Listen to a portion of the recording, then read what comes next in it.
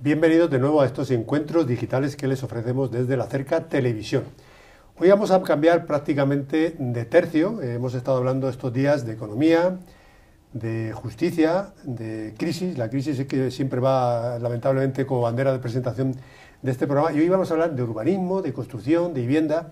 Y para ello tenemos al que es el presidente de la demarcación del Colegio Oficial de Arquitectos de Castilla-La Mancha en Albacete, que es don Pedro Torres Parra, que además es antiguo y buen amigo. Pedro, ¿qué tal? Encantado. ¿Te puedo tutear, Pedro? Sí, por supuesto, encantado. Pues bienvenido, buenas tardes, y esta es tu casa. Muy bien, muchas gracias. Bueno. No te recuerdo antes de entrar a esta, más que entrevista, charla, en la que me gustaría que estuvieras a gusto y cómodo, retrocedíamos un poquito en el tiempo, Pedro, y hablábamos de lo que, de esos hace 4 o 5 años, casi 4 años más bien, que empieza la crisis fuerte en este país, motivada por distintos motivos, pero especialmente por una caída en las ventas de pisos, decían porque la burbuja inmobiliaria ya había llegado a su punto máximo.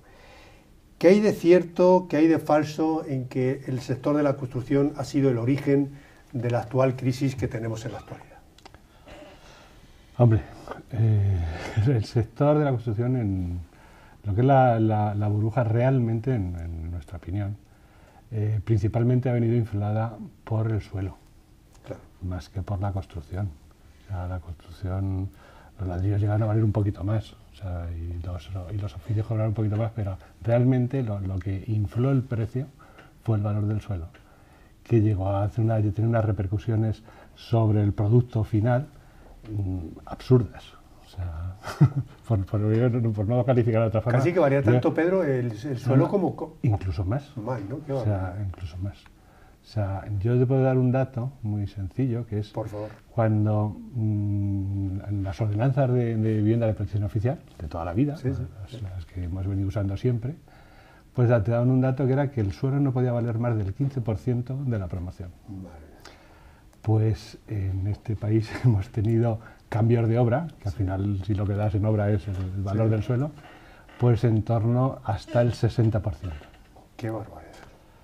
Eso, si además le añades costos excesivos de hacer urbanizaciones de lujo para vivienda de protección oficial, el costo, además, o sea, si el suelo ya vale mucho, urbanizarlo vale mucho más.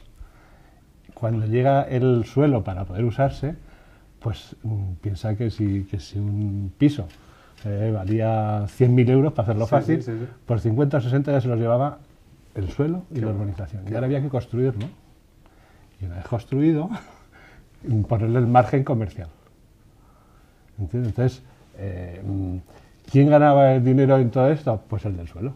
O sea, está claro. Ese es el que infló. Que además era el que no arriesgaba. El que menos arriesgaba. ¿Y quién ganó también dinero? El especulador. El que compraba, daba la entrada y con muy poquito, como todo subía, a los poco tiempo doblaba esa pequeña entrada y se deshacía de ella. ¿Quién no ganaba dinero? Los profesionales.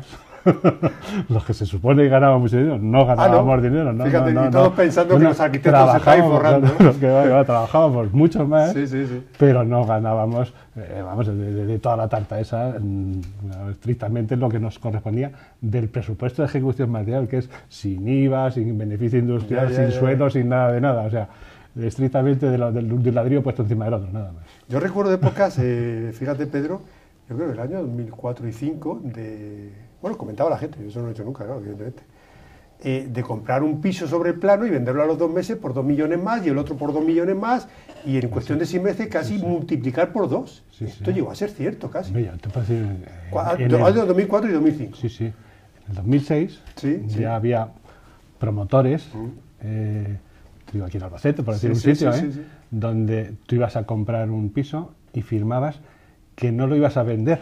Qué barbaridad.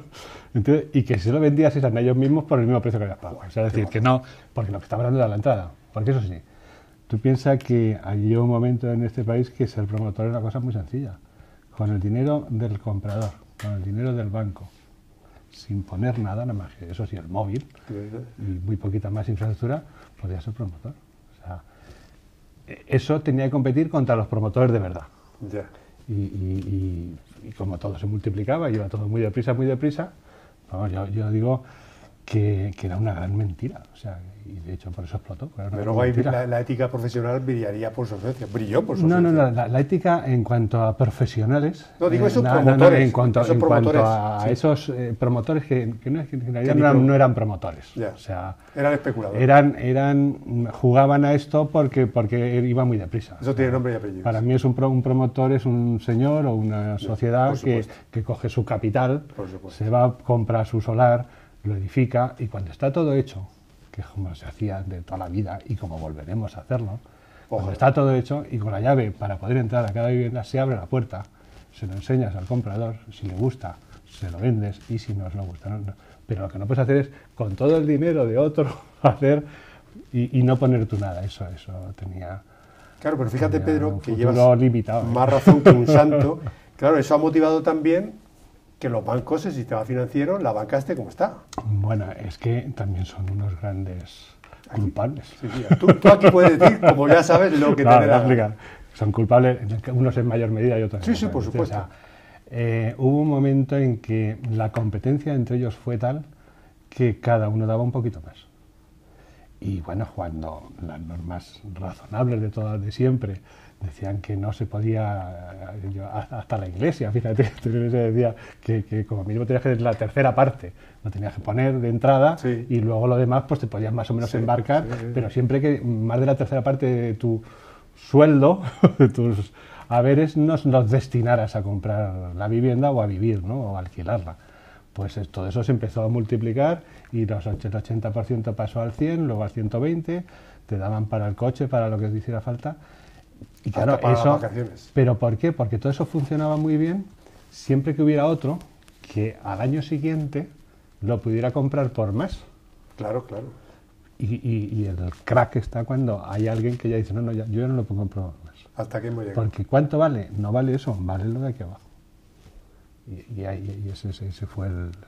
Pero ha habido burbujas de este tipo y luego ha habido también burbujas muy divertidas y muy tristes económicamente, que han sido burbujas, yo llamo, culturales, de pues, los típicos ayuntamientos grandes que han hecho obras faraónicas porque todo valía, pues ahí al final no pueden ahora pagarla o no pueden inaugurarla o no pueden habitarla, ¿no?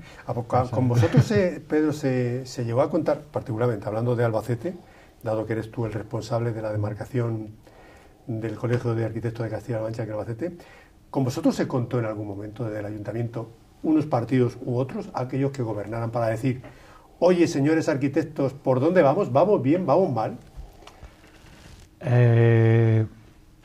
Por decirlo de una forma, lo hemos intentado siempre.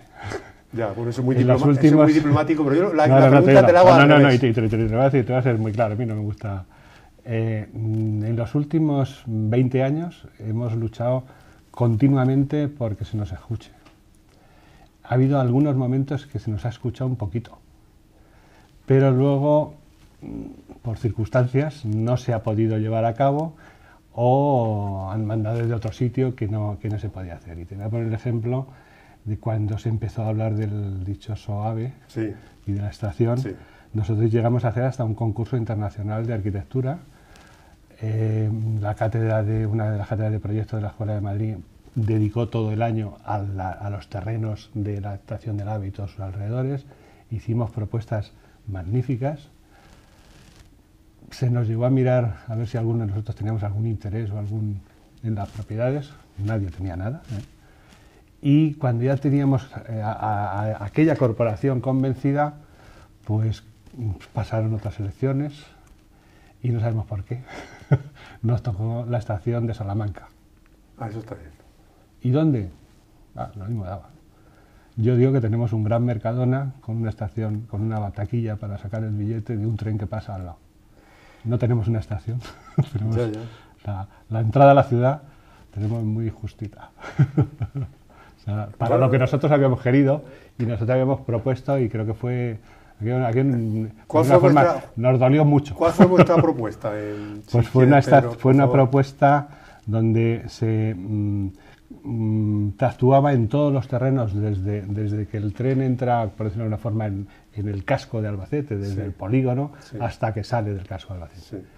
Entonces, nuestra propuesta es llevar la estación un poquito más hacia atrás, claro, pegándola a la autovía, hacer una estación puente de tal manera que el tren pasara por debajo, que tú subieras a la estación de una forma tranquila, suave, con una pendiente que no se notara, para que el tren, con un poquito, haciendo las vías un poquito en trinchera, que no están ni enterradas ni a nivel de suelo, sino en trinchera, pues no se notara y tú en la estación estuvieras viendo si viene el tren, cosa que ahora mismo no vemos, o sea, pues si ha llegado el tren o no.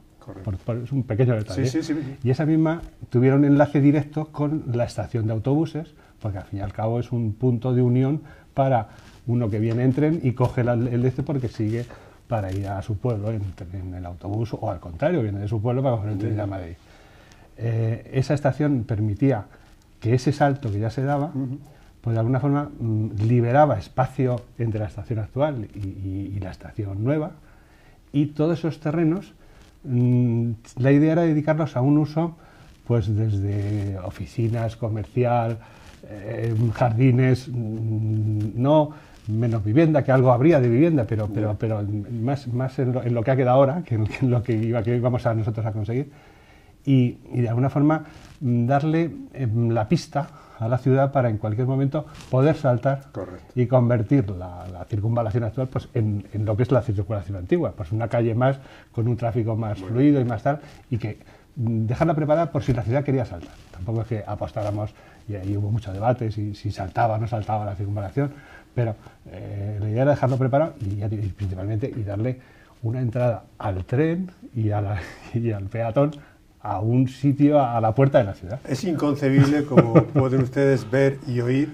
que como siempre prima la política y estos señores, que son profesionales, que estamos hablando del Colegio de Arquitectos de Castilla-La Mancha y con su presidenta aquí en Albacete, pues no les hicieron caso en su momento y creo que tampoco siguen haciendo caso, ¿no? ¿Qué plan general de ordenación urbana sí que existe actualmente en vigor, Pedro, en Albacete? Ahora mismo tenemos en vigor el plan que se aprobó en el año 99.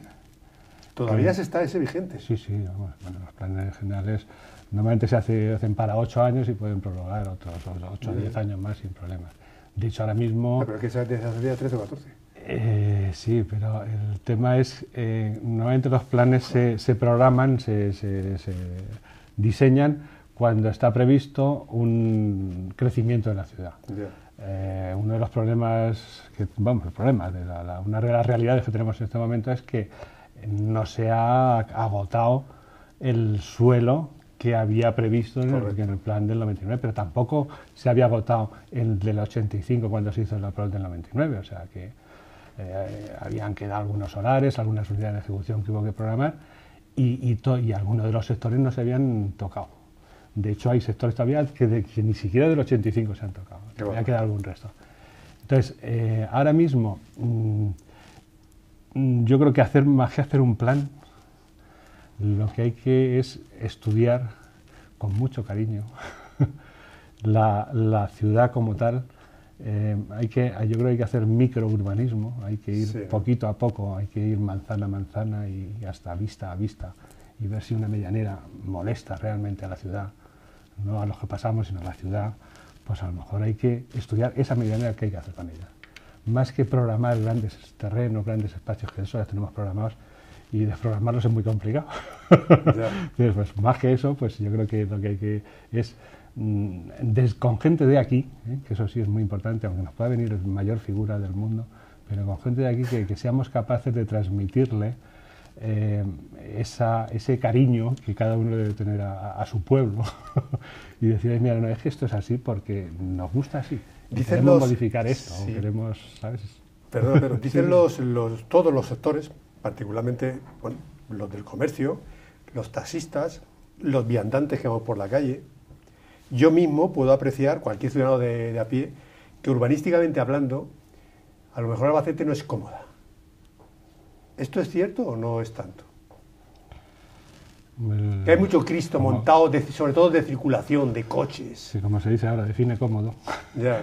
Porque, ¿y para quién, no? ¿Y para quién? O sea, ¿cuál es vuestro punto de vista? España, ¿Qué es lo que yo quiero España en general, tú te vas a cualquier ciudad española. Dicen que Barcelona es un modelo, un referente. Sí. No lo sé. No, pero es lo que te voy a decir. Todas las ciudades más o menos, su centro lo han llegado, hay ciudades donde no es que sea incómodo, es que no se puede entrar directamente. O sea, en el centro histórico está peatonalizado y llegar, como te hayas equivocado, hayas elegido un hotel que está en el centro, sitio, es dificilísimo llegar con el coche al hotel, porque está muy cerrado el centro. Eso lo que te hace cambiar es principalmente que la gente usa la ciudad de una forma diferente. La usa y a una velocidad diferente. O sea, que también es importante. Bueno, no es lo mismo ver pasar los escaparates por la ventanilla del coche que ir andando. O sea, es otra medida diferente. Sí, entonces, Albacete es incómoda. se quejan, por ejemplo, los comerciantes, los taxistas. Los taxistas que tienen que cruzar la ciudad 27 veces al día, pues para ellos es incómoda. O sea, es probable que sea incómoda. El problema es que no tiene atajos, o sea, no tiene salidas naturales. Tú tienes que ir de aquí a la carretera amarilla, es dificilísimo. Un ejemplo, Pedro, fíjate, yo vivo por la parte del Alto de los Molinos, Carrefour y por esa parte. Sí. Para llegar al Hotel Europa, que está... donde está, hablo en Albacete, solamente puedes ir por 2 sitios. Solo por 2 sitios. Pero además que te llevan y te dejan en la puerta. Y ojo, y uno de los sitios por los que puedes ir es la calle ancha, que estaba prevista que tampoco pusiera circulación. O sea, pero esto es normal que ocurra. No, es lo que tengo que comentar antes. Puede llegar un momento en que se peatonalice, se le baje la velocidad al centro de la ciudad para revitalizarlo. Eso tiene el riesgo, que no lo que quería llegar, de que si no hay movimiento, tráfico rodado, aunque sea a una velocidad muy baja, se llegan a morir cuando llega la noche. Hay otro modelo que es el contrario, y es el barrio de ensanche, imagen de ensanche, el barrio de bloque exento, con jardín y con tal, que es el problema es que no tiene escaparates. Ahí ni hay escaparates, ni hay comercio, ni hay nada. O sea, se tiene que centralizar todo en un punto. El que nosotros conocemos como ciudad nuestra, mediterránea, más de por aquí, yo creo que es incómoda, pero poquito, o sea, las hay más incómodas. Más incómodas. Pedro, el quinto plan de vivienda de Castilla-La Mancha tiene vigencia, creo, si no me equivoco, acaba este año, 2009-2012. Está en vías de realizar un nuevo plan de vivienda de Castilla-La Mancha 2012-2016, 2013-2016.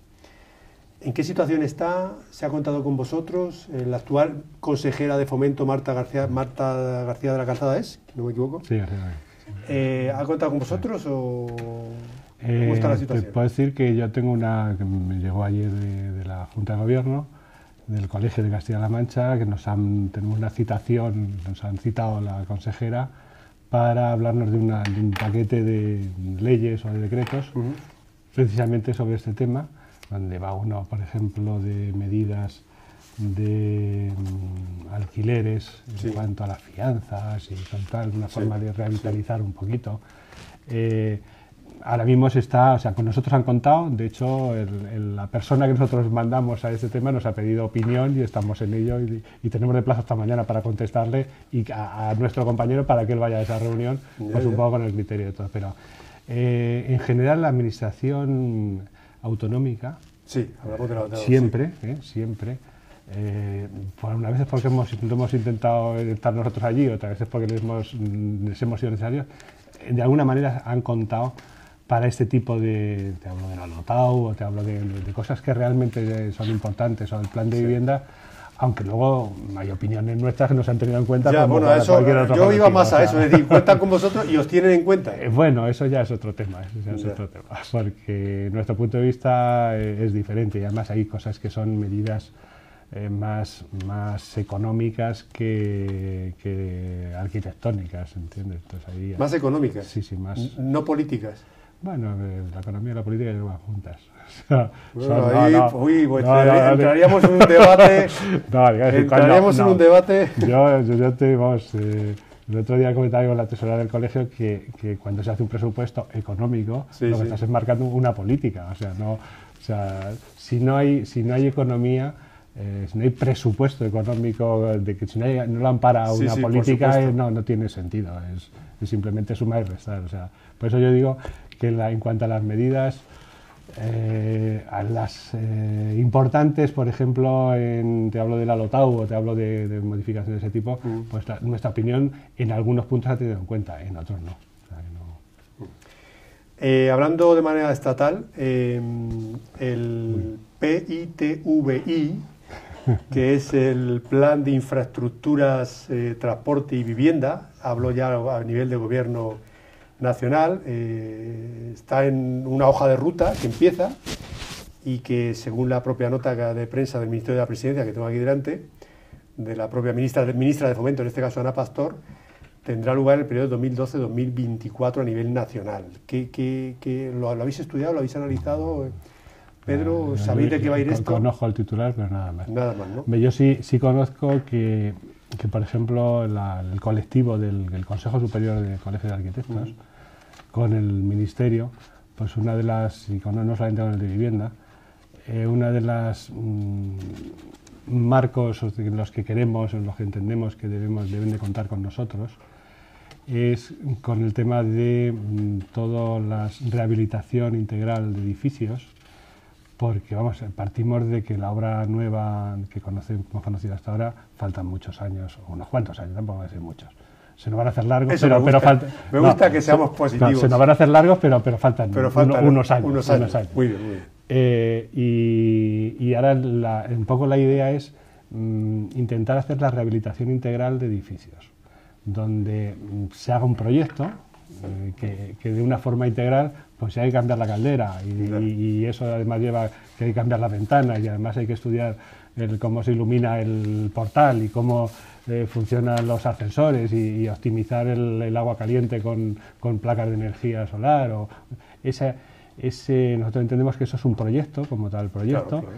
Que aunque lleve diversos oficios y diversos instaladores diferentes, hay que hacerlo como una cosa toda una, porque además tiene una dificultad añadida, que normalmente actúas en comunidades de propietarios, donde el dinero se lo van a dar, no se sabe muy bien, pero es a una comunidad de propietarios, donde lo van a tener que pagar cada uno de su bolsillo. Hay que ponerlo de acuerdo primero, y ya es difícil, pues siempre en la comunidad de propietarios hay uno que dice que no y te vuelve a todas. Pero entendemos que sí es importante para el país porque es un sector que movería, reactivaría muchos oficios, lo que ha quedado en la criba de oficios de la construcción, del albañil hasta el último que hace las ventanas, que sí podría hacer pasar estos años de una forma digna para poder llegar a la siguiente etapa. Y no, y además las ciudades lo necesitan, o sea, hay un riesgo importante de falta de mantenimiento. O sea, tú te compras un coche y tienes muy claro que tienes que cambiar el aceite cada no sé cuántos mil kilómetros. La vivienda de la compras y piensas que es para siempre. Pues no es para siempre. O sea, goteras hay. Sí. Si no hubiera agua, los edificios durarían eternamente, pero es que hay agua. Y como hay agua, hay goteras, hay filtraciones. Algunos tienen más goteras que otros, ¿sabes? Sí, pero hay que repararlas. Hay que repararlas. Sí, según el propio Ministerio, Pedro, de la Presidencia, si me permites, mira, en uno de los párrafos resumen que este plan de la vivienda, del que estamos hablando, en materia de vivienda, el PITVI tiene por objeto potenciar la rehabilitación a fin de mejorar y conservar el patrimonio residencial español, lo que tú comentabas, especialmente las viviendas con más antigüedad y el alquiler, introduciendo en este caso medidas que permitan aumentar su participación en el conjunto del mercado. Hay un Real Decreto, Ley 8/2011 de 1 de julio, que obliga a los edificios con una antigüedad superior a 50 años destinados preferentemente a uso residencial a someterse a inspecciones técnicas periódicas que aseguren su buen estado y debida conservación. Me consta que tanto el Colegio de Arquitectos de Castilla-La Mancha como el de Aparejadores y algún que otro colectivo con esto está bastante, digamos, encantado, ¿no? Bueno, vamos a ver, eso es ya el mínimo que tenemos que cubrir de ese plan que hablamos de la rehabilitación. Ha demostrado que un edificio, cuando no tiene ningún mantenimiento, ha sido mínimo. Si han pasado 50 años, nosotros no proyectamos los edificios para que sean eternos, y menos con los materiales modernos.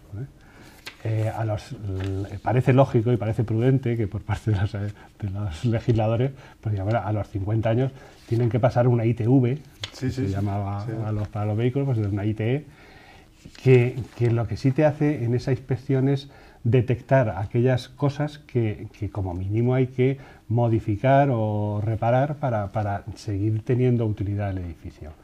De esa ITE, si sale para España, bueno, no hay ningún problema, pues, pero lo normal es que detecten, pues oye, pues mira, tienes aquí un problema de tal o un problema de igual, pues eso lo llevará a una pequeña reparación que habrá que demostrarle a la administración, como cuando en el coche te dicen, pues parece que la rueda le hace pasar, no sé qué, pues tienes que volver y decir, pues mira, ya está arreglada la rueda.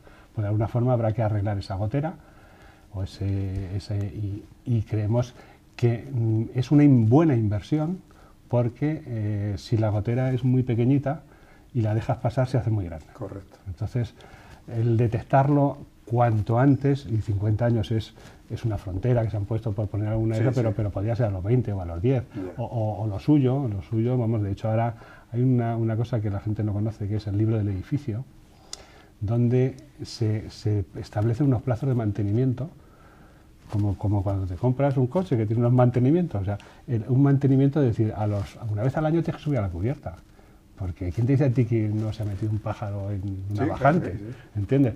Hay que, aunque sea una inspección ocular, ¿entiendes?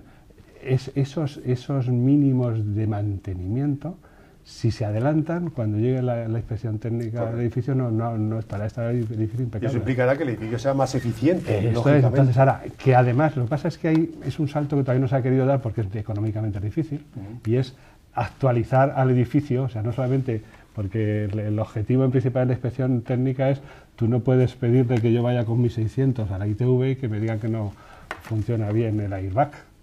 Mire usted, o sea, me lo inspeccionarán de acuerdo como era el 600. Claro.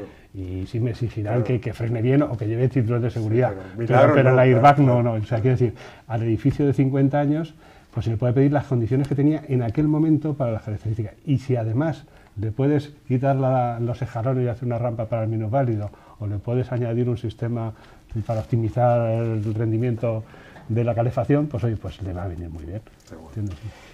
Uno de los sectores, Pedro, como tú bien sabes, mucho mejor que yo, que duda cabe, que más impuestos generaba y sobre los que los ayuntamientos de turno en su momento más ingresos recogían, era el sector de la construcción. Yo a bote pronto me pueden sonar 12 o 13 impuestos, sí, ¿verdad? Podría enumerarlos, pero por si acaso me olvida algunos no los voy a enumerar. Sí. Todo esto evidentemente que ha cambiado y que afecta negativamente a la supervivencia financiera de muchísimos ayuntamientos, pues también está de alguna forma perjudicando las arcas de la ciudad y me imagino que también a vosotros como colectivo, ¿no? Los impuestos como tal. A ver, lo cierto es que hay impuestos que ahora mismo no se pagan porque no se hacen. Porque no hay las tasas de licencia y todas esas cosas, y si no hay licencias no hay tasas. No, digo, para ir situando un poquito para poder equilibrar la caja, sí. Para poder equilibrar la caja, pues me imagino, vamos, lo cierto es que hay o se le echa imaginación y se inventan otro tipo de impuestos, sí, o los que tienes que aumentarlos un poquito, o renunciar a aquellas cosas que podías hacer con aquellos impuestos que sí podías recaudar en aquellos momentos. O sea, ese equilibrio es el de mayor dificultad, entiendo, en este momento. Sí. Yo no sé, imagino que tendréis datos, Pedro, al respecto de la cantidad de cientos de miles de personas que, lamentablemente, motivado por la crisis de la vivienda, de la construcción, están en el paro. Tú decías, medio en broma, medio en serio, más bien en serio que en broma, que es cuestión de unos años de que toda esta gente que se han ido perdiendo en el tiempo, yo creo que casi 3 millones de puestos de trabajo, unos del sector de la construcción, no todo el mundo, al final se van a poder ir recuperando, o necesariamente tantísima gente no puede ser y habrá que reciclarse hacia otros sectores, Pedro. Hombre, yo creo que la maldita palabra crisis sí, pero es que para mí tiene un componente de esperanza porque lo que hace es poner en cuestión todos los esquemas anteriores. Lo que viene por delante no va a tener nada que ver con lo anterior. O sea, el que más y el que menos se va a tener que reconvertir, o nos estamos reconvirtiendo todos, ya, sí, en otra cosa que sí tenemos resortes y y músculo para poder acometerla. En el sector en el que hablas de esto, bueno, pues piensa que hay muchos que han vuelto a su origen, a lo que hacían antes. Correcto. Porque también ha habido... el sector de la construcción es el primer nivel, como tú sabes, como economista que eres, es lo más básico, recoge a la mano de obra menos cualificada de todo el mercado laboral, ¿no? Entonces, junto con el agrario, ¿no? Ese que llegó a llegó a entrar en el sector de la construcción, pues ha tenido que volver al sector agrario, porque no hay. El que aprendió un oficio y lo aprendió y lo sabe ejercer con esmero, ese todavía tiene hueco donde meterse. A lo mejor no trabaja solo de escayolista, sino también además toca el aire y además sabe también atornillar, no sé qué. O sea, el que más y el que menos tenemos que echarle ingenio y ilusión, ¿no?, a la vida para poder de alguna forma reconvertirte en algo que te sientas realizado porque sabes hacerlo y hacerlo bien. O sea, y lo que viene es hacer las cosas bien hechas. No porque hemos chapuceado mucho. Sí. Me parece muy bien que digas eso. El decreto legislativo Pedro 1/2010, leo textualmente, de 18 de mayo, aprueba el texto refundido de la Ley de Ordenación del Territorio y de la Actividad Urbanística aquí en Castilla-La Mancha. Esto fue un paso definitivo, me imagino, ¿no? Para mí no es un tema que me resulte... O sea, no es muy fuerte. No vamos a entrar en la ley... Lo soporto como cualquier otro ciudadano y colateralmente como arquitecto. Ya. Intenta, como todas las leyes, la exposición de motivos es magnífica, pero la del 72 también, o sea, pero todas las leyes que yo he conocido del suelo, la exposición de motivos está muy bien. Yo lo que pasa es que desde mi punto de vista muy particular, creo que son excesivamente... están hechas desde el punto de vista del derecho, más que desde el punto de vista del urbanismo. Para mí el urbanismo es una palabra, el que a mí me enseñaron en la escuela, es con mayúsculas y habla de plazas, y habla de espacios, habla de cosas bonitas, habla de repartos del no sé qué, decimal. Eso a mí me resulta muy antipático.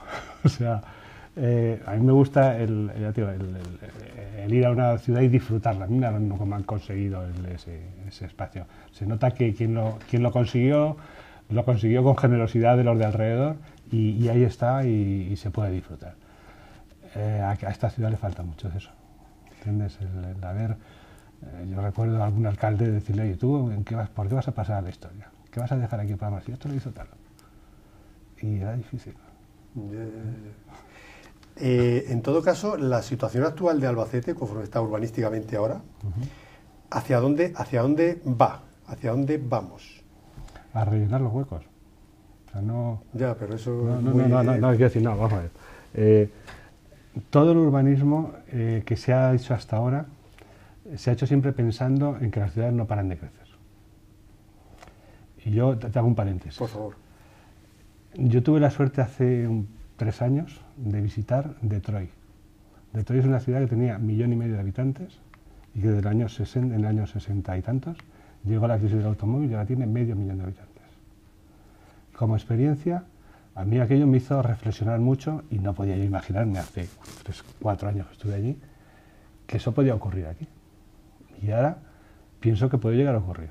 O sea, ver rascacielos vacíos. Háblate de Albacete concretamente. Aquí en Albacete no vamos a ver rascacielos. En Detroit, que yo sí los vi. O ver barrios que habían desaparecido las casitas de madera porque se habían ido sus habitantes simplemente y porque el ayuntamiento había tomado posesión del solar porque ya no estaba el dueño de la casa. Yo no te digo que eso vaya a ocurrir. Pero lo que no podemos, lo que sí tengo claro, y ya digo como ya cierro el paréntesis, es que no se puede seguir pensando en que las ciudades van a crecer y crecer y crecer y crecer. No. O sea, la población es la que es. Y cuanto más grande se haga la ciudad, si vamos a ser los mismos, porque no vamos a crecer muy poquito, puede ser un 5, 1%, un 3%, o decrecer, y ojalá y no decrezcamos más. Ojalá sí, porque... lo que hay que hacer es que lo que la tienes... jubilación la vamos a tener jodida, con perdón. Lo que tienes que vitalizarlo. el ida y vuelta, vamos, cuántas ciudades conocemos, y grandes ciudades, que los centros se están volviendo a la gente al centro a vivir y están haciendo la rehabilitación de esos edificios, porque se vive más cómodo en el centro de la ciudad, donde todos estamos más apretados, y es más sostenible que irte fuera a hacerlo más grande con las quesos y con las avenidas inmensamente grandes para al final meter un carril bici y un carril estrecho para que pasen los coches. No, o sea, ese crecimiento es insostenible.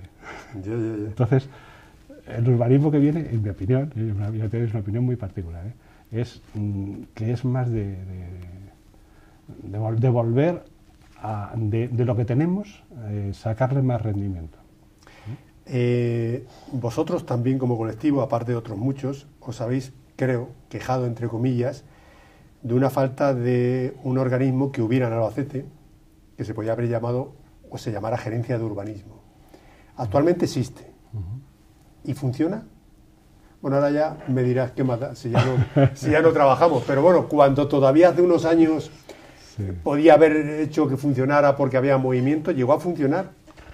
Hombre, hubo un momento en que la velocidad era muy grande, tenía que digerir mucha demanda. Funciona. Pues, hombre, digamos que funcionaba mejor que cuando esa gestión se hacía desde la planta sexta. La famosa planta sexta, qué barbaridad. ¿Entiendes? Qué vicio lo de la planta sexta. Se dotó de personal, se intentó de alguna forma pues que fuera todo un poquito más rápido. Lo que pasa es que en la burocracia, el exceso de normativas, piensa en los últimos años hemos sufrido, por ejemplo, una cosa que ha sido el Código Técnico de Edificación, que ha obligado a que no solamente los técnicos y las propias administraciones pues adquieran cierta responsabilidad al conceder una licencia, porque han comprobado o han dejado de comprobar. Cada vez hay más normativa, más que exigible, que de alguna forma tiene que controlarla. En cuanto a si esa gerencia ha generado más suelo o ha generado más, ha administrado el que les ha venido dado, y han intentado poner en orden un poquito las prioridades o las necesidades de por dónde actuar la ciudad. Vamos, seguro que mejor que si no hubiera habido. Ya. ¿Entiendes? Que yo lo hubiera optimizado de otra manera también. Eso también hubiera sido necesario hace unos años, por supuesto ahora también, que se hubieran construido más viviendas de protección oficial. Y en todo caso, por supuesto ahora también, pero claro, a un precio asequible de verdad. Porque ya con la que está cayendo 20 millones de pesetas, de las antiguas pesetas, ya igual a lo mejor son muchos. Sí, vamos a ver, te vuelvo a la primera pregunta. El valor del suelo de una vivienda de protección oficial no debería de valer más del 15%. No, ya por eso tú, claro. Entonces, si el suelo es gratis, la vivienda puede ser muy barata. Si el suelo lo consigues porque por una cesión que por ley me obliga a ceder o a calificar una cantidad de suelo importante para vivienda de protección oficial, el problema principal está en que me obliga también a hacer una urbanización de lujo, no de VPO, de lujo. Ya. ¿Y quién paga esa urbanización de lujo si no la puede pagar la vivienda de protección oficial? El que compra la vivienda de lujo. Pero ese ya no existe. Y ese era el modelo. Entonces, ahora hay que darle la siguiente vuelta de tuerca y decir, no, ahora hay que hacer urbanización que sea capaz de soportar esa vivienda de VPO y que el costo del solar sea una cosa razonable. Para eso hay que tener estrategias a largo plazo de prever por dónde hay que moverse. No se puede improvisar el suelo, ni se puede recalificar y todas esas cosas. Son argucias que alguna vez la administración hace, pero... Pero hay, Pedro, con la que está cayendo y la que va a caer todavía durante unos años. Durante unos años. ¿Por dónde va la situación de la vivienda? Por construir vivienda libre, de protección oficial, por los alquileres. Construir viviendas nuevas nos faltan unos años. O sea, porque tendremos que sacar las que tenemos. Los bancos tienen que deshacerse de las que tienen. ¿Vale? Eso para empezar, sí. Luego se quedarán las más malas, el banco malo, Ya. y ya veremos qué hace con ellas. Pues nada, pues pagarla Pero al resto de los españoles. No, las sacará al mercado de alquiler. Ya. Y ahí es donde viene el siguiente paso. Las viviendas de alquiler, lo que hoy conocemos como vivienda de alquiler, no va a ser lo mismo que de aquí a unos años. Por ejemplo, una vivienda de alquiler va a tener que pasar una ITE o va a tener que tener una certificación energética en el contrato, cosa que no tiene. Va a haber, como todo lo que viene, va a haber que especializarse. Habrá sociedades, empresas que se dediquen a tener vivienda de alquiler. El particular que tiene una vivienda y la alquila, ese cada vez lo va a tener más difícil. El futuro... Por la cantidad de exigencias que se le van a pedir. Por la cantidad de exigencias que se van a pedir. Entonces, el futuro va porque haya inmobiliarias. Yo, recuerdo en Madrid cuando vivía, pues estaba Metrovacesa o Vallehermoso, sí, o empresas de este tipo, que lo que hacían es que hacían edificios, los alquilaban y a los 30, 40, 50 años, cuando tenían amortizados, entonces los vendían a sus propios inquilinos. Su negocio era alquilarlas la vivienda, no era... Y ese negocio en este país no hay tradición. No. Todo el barrio de Cuatro Caminos, por decirte un sitio de Madrid, Bravo Murillo, todo eso son viviendas de alquiler hechas por Metrovacesa en los años 30, 40. Hay excesivo concepto de arraigo de la propiedad en España, ¿no? Ese es con lo que hay que luchar, pero yo entiendo que nuestra juventud sí. va a tener que tener una cierta movilidad para poder encontrar trabajo, y eso va a obligar a que ese arraigo de la propiedad pues va a tener que superarlo, claro, y va a vivir de alquiler. Y yo creo que es una buena opción. O sea, no pero tiene a un sentido. precio asequible, claro. Claro, no, eso por supuesto. O sea, el alquiler es una... no se puede llevar es una función social como el otra más. 70% O sea, del sueldo, el 80% del sueldo. No, vamos, yo entiendo que un alquiler tiene que ser razonable. O sea, razonable. Lo que hablábamos antes del 30% del sueldo. Yeah. O sea, del 30 al 40, pero no más. O sea, es que si no, eso no es vivir, eso es otra cosa. Es otra cosa. Eso es sobrevivir. Y tampoco yo entiendo, Pedro, que haya que estar viviendo el resto de tu vida pensando en una hipoteca.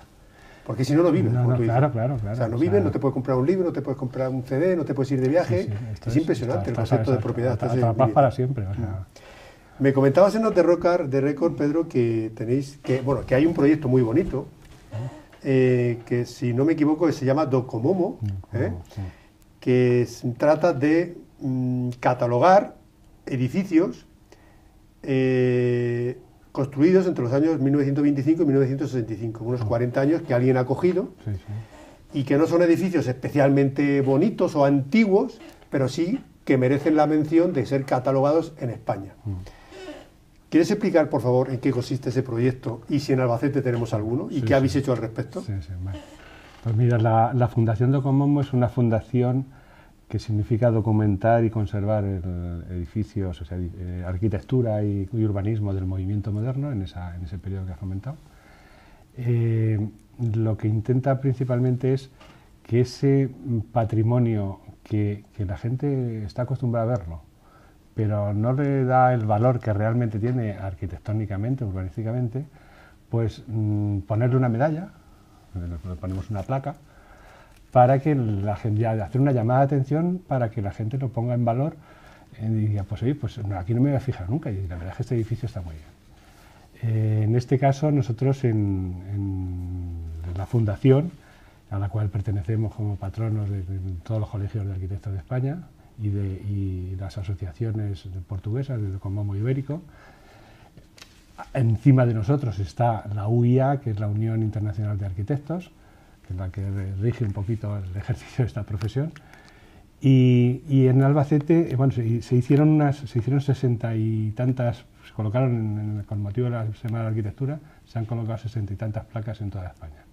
En Albacete hemos colocado una aquí al lado, en el edificio Legoruro, que es un edificio de los años, proyectó, te lo digo de memoria, del año 31 creo que era, 31, y por motivos de que se paró la obra, por aquellos acontecimientos, obtuvo la licencia en el 35, se iniciaron las obras y se terminó en el año 43, 44. Es un edificio que es representativo, que la gente lo tiene asimilado culturalmente, y a mí por eso es una de las gracias que tiene la buena arquitectura, que lo vives de una forma natural. Lo tienes ahí y no te habías fijado. Pues un edificio magnífico, los arquitectos sí nos habíamos fijado, en nuestro oficio. Y lo que se hizo fue pues colocarle una plaquita que se puede ver, está en la calle Ancha, en la esquina del Chaplas. Y lo que hace es pues, que ese edificio no es que se proteja más o se proteja menos, sino simplemente se le reconoce que es importante para la ciudad. Yo me imagino en los años 30, cuando se hizo ese edificio, que además fue motivo de un concurso de arquitectura que convocaron la propia familia, los propios dueños del solar, tenían el compromiso y no sabían a quién encargarse, y llamaron al Colegio de Arquitectos, entonces era de Valencia, bueno, no existía, no hace todavía demarcación, y convocaron un concurso, ganó y le encargaron el proyecto. Y era un concurso donde, pues, te digo, tiene reminiscencias, pues, con modelos desde el edificio Capitol de Madrid hasta, te puedes ir a edificios de Nueva York, ¿no? O sea y luego, por otro lado, tenemos otro que para mí es una joya, que es el poblado de Cañada de Agra, que es un poblado de colonización. Está por la comarca de Llin. Eso está junto, es uno de los 3 pueblos que tiene de colonización el municipio de Llin, y eran unos poblados que se hacían desde el propio ministerio, que se estudiaba un terreno, cómo poder cultivar un terreno en unas determinadas condiciones, se convertía de secano a riego, porque allí algo así como Aguas Nuevas aquí en Albacete, y se programaba desde el ministerio. Además se hacía como al contrario de todo y tenía su lógica, es decir, aquí este terreno da para 63 viviendas. O sea, para una población de tanto y salían 73. Y entonces hacían un poblado de 63 viviendas. Pues tuvimos la suerte de que en el último pueblo que proyectó el arquitecto Fernández Amo, había hecho bastantes, y en este pues se desmelenó. O sea, hizo un pueblo magnífico. O sea, un pueblo donde funciona como un peine de calles por donde se entra a la parte de atrás de las viviendas, al corral, con el vehículo, con el carro, con lo que tocara, y desde el corral se entraba a la casa, y desde la casa, cuando abrías la puerta de la casa, estabas en el campo.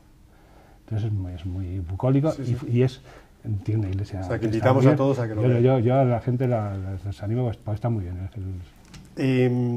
Pedro, un gran arquitecto, creo, Fernando Chueca, a quien seguramente tú habrás leído, seguro. Efectivamente fue catedrático en distintas universidades. Una de las cosas que hizo fue criticar duramente el deterioro urbanístico de la ciudad de Albacete. Él decía que pocas ciudades se había visto con el deterioro urbanístico que había tenido Albacete desde los años 70 en adelante hasta el año 90 por ahí. ¿Realmente tanto patrimonio se ha destruido en Albacete o se destruyó en los años 70 por ahí? Yo creo que en los años 60. ¿Y quién lo permitió? Bueno, ya da igual, ¿no? Los años 60, finales de los 60, principios de los 70, probablemente fueron muy fatídicos. O sea, la calle ancha está irreconocible. O sea, qué barbaridad. Queda curiosamente, el oficio del Euro queda, y todo lo que hay enfrente, hasta llegar al Tozano, la mayoría está bastante. Sí, pero que este hombre pusiera como referencia el deterioro urbanístico en Albacete. Yo más que urbanístico, bueno, él decía, de poco respeto a la ciudad. Bien, o sea, porque no es que urbanístico es correcto. La ciudad sufrió mucho y hubo no ni siquiera plan general, eran unas normas subsidiarias que de pronto permitieron unas alturas descomunales en medio del centro histórico. Fíjate la plaza Gabriel Lodares, cómo se la cargaron, la calle Tesifonte Gallego, Marqués de Molins. Esa está con bastante respeto. Bueno. Decir, para mí hay más disparates que lo que pasa es que se ven menos. O sea, tú te puedes andar por la calle Concepción y hay edificios de 10 plantas. Están tan altos que no los vemos. Sí, es verdad, la verdad es que hay cosas que pasan desapercibidas. Y además generan unas medianeras de 10 plantas, o de 8, porque al lado de un edificio bajito. Digerir ese error cuesta varias generaciones. Bueno, varias generaciones, eso yo creo que ya no tiene solución. Sí, tiene solución. Recuperar el patrimonio arquitectónica. ¿Ah, sí? No, recuperar. Sí, pero por ejemplo, yo hablo del banco, yo recuerdo un banco central enfrente del hotel, que eso no tiene solución. Yo siempre cuento que a mí cuando llegué la primera vez a Vigo me sorprendió que estaba el banco central allí. Es que era el mismo. Idéntico. El de Vigo igual que el de Albacete. Y sigue todavía, sigue vivo. Pero en su versión de mármol negro, ¿eh? Ya fue. Que era más duro todavía, ¿no?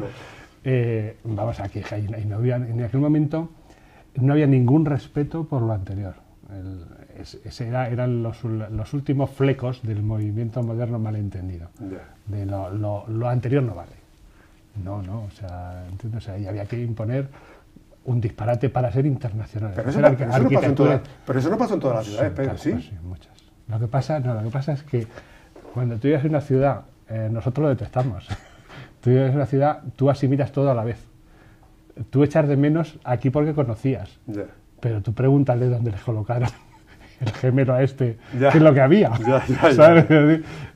Ha ocurrido aquí a lo mejor se puede notar más porque es más pequeñita, ¿entiendes? Y porque las medianeras son más grandes, el disparate de calles de baja y 2 o de 3 plantas que haya 10, pues es un disparate y eso. Bueno, acabamos, Pedro, pero sí me gustaría que me indicaras, que tomaras postura o opinaras al respecto de la situación actual que está generando la ley hipotecaria que de momento tenemos en este país y que está llevando al traste a muchísimas familias, por no decir la cantidad de personas que, llegado a una situación límite, pues se está yendo abocada al suicidio. ¿Vosotros habéis tomado postura en este aspecto como colegio? Hombre, ahí es una cosa que te quería aclarar. Aquí como colectivo es muy difícil porque cada uno pensamos como pensamos.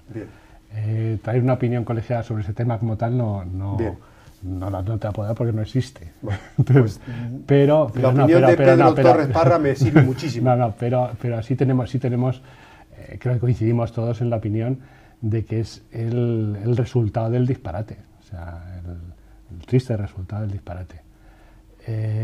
Principalmente, si lo analizas con frialdad, la gente que está abocada al límite son los del último momento, son los que pagaron el mayor disparate de todos, donde les daban ya para el coche, para irse de vacaciones y en donde compraron una cosa que les cobraban 100 y realmente no valía ni 20, o a lo mejor no 20 me pasaba, pero a lo mejor 30, 35, no valía más. Ese hizo el máximo esfuerzo porque además pensaba que lo iba a valer más y que llegaba tarde. Mi opinión es que los culpables fue un poco de la envolvente de toda la sociedad, ¿no? Y en particular los bancos, las propias administraciones por permitirlo, porque además les ingresaba más en la gerencia, o les daba más en todos los ámbitos. Y lo que yo entiendo que debemos de ser es, todos nosotros debemos de actuar para evitar que eso ocurra. ¿Con qué soluciones? Pues muy sencillo, cada uno tiene que aguantar su error. Y el error que cometieron los bancos, permitiendo con sus propias tasadoras, no con las de otros, sus propias tasadoras, infravalorar ese piso que le iban a vender al pobre señor que llegaba ya en el último momento y además a animarlo a que se llevara más dinero todavía, pues yo creo que ahora si ha gastado un dinero, si ha pagado un dinero durante los últimos 3 años, que se le apunten, que el piso se lo quede el banco, pero que ya no debe más, y el dinero que ha pagado que le contabilice en los próximos años como un alquiler. Y cuando se le acabe el alquiler, creo que habrá pasado estos largos, estos pocos años, pero que van a ser largos, y podrá salir de una forma, y creo que como sociedad es lo que debemos de hacer, o sea, no podemos permitir que esto ocurra más. O sea, democráticamente entendible. Es de justicia social. Porque además iba engañado, el último también habrá sus pillos y sus historias, pero la masa, la mayoría, iban de alguna forma engañados por la... Pues Pedro Torres Parra, presidente de la demarcación del Colegio Oficial de Arquitectos de Castilla-La Mancha, Albacete. Ha sido un verdadero placer. ¿Has estado a gusto? Sí, nada, encantado. Se ha pasado 3/4 de hora largos de una manera bastante distendida, pero seguro que para los videoyentes internautas les habrá sido de mucho provecho, porque se han dicho muchas cositas, y se han dejado entrever otras muchas muy, muy importantes. Pedro, me alegro mucho que hayas estado aquí, esta es tu casa, y si queremos los dos, volveremos a estar juntos otra vez. Cuando quieras. Muchas gracias. Y a ustedes, como siempre, pues de nuevo les invitamos a una nueva edición de Encuentros Digitales. Será en otro día y a otra hora. Hasta entonces, que sean muy felices y muchísimas gracias.